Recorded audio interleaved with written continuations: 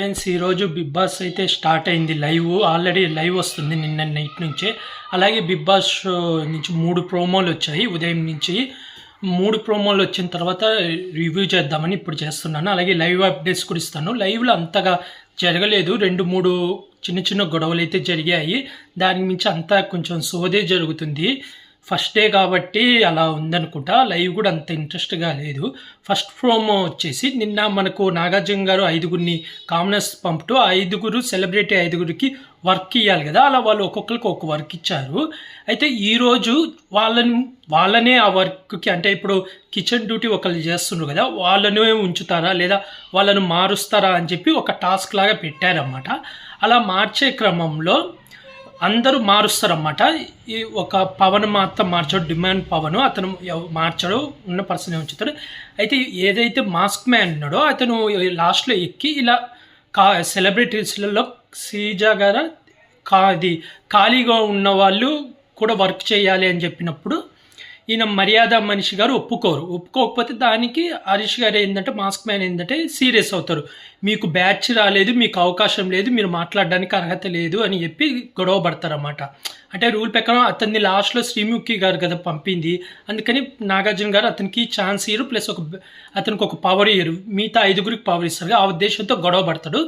వాళ్ళిద్దరు అలా గొడవ పడుతున్నందులో లేచి భరణి గారు టాపిక్ ఎక్కడికో పోతుందని చెప్పి ఆయన ఆపేస్తాడన్నమాట. సెకండ్ ప్రోమో వచ్చేసి వీళ్ళు టెన్నెట్స్ అన్నమాట, సెలబ్రిటీస్ టెన్నెట్స్, వీళ్ళు కామనర్స్ ఓనర్స్.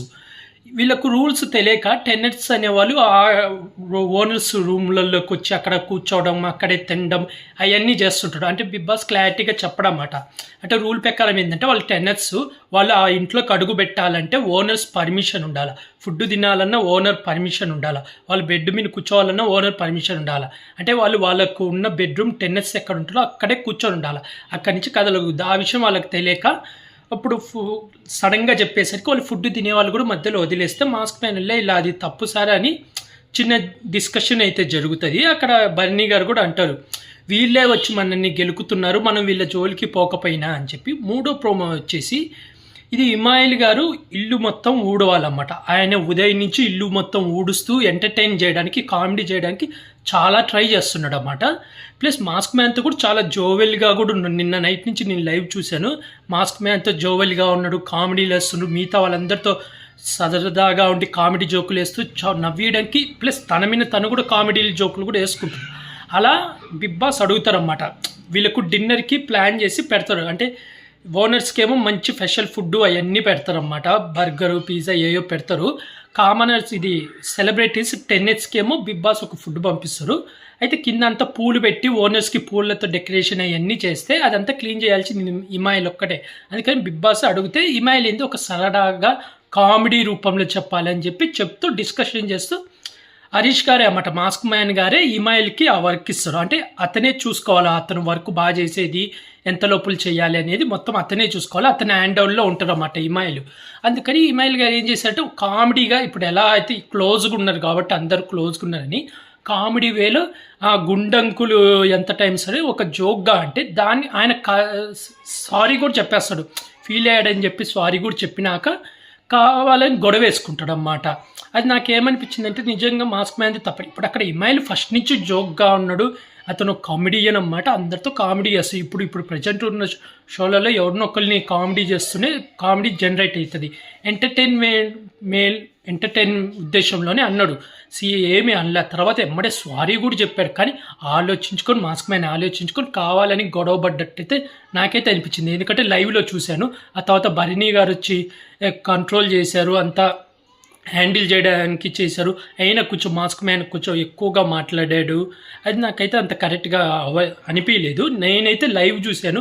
లైవ్లో అయితే హిమాయల్ అయితే నాకైతే తప్పనిపించలేదు. ఎందుకంటే అతను ఉదయం నుంచి వర్క్ బాగా చేస్తున్నాడు, కామెడీ చేయడానికి, ఫుల్ ఎంటర్టైన్ చేయడానికి, అందరితో క్లోజ్గా ఉంది, కామెడీ జోకులు వేసుకుంటూ తన మీద తను కూడా జోకులు వేసుకుంటాడు. ఆఖరికి తన మీద తను జోకులు వేసుకోవడం అవి కూడా చేశాడు.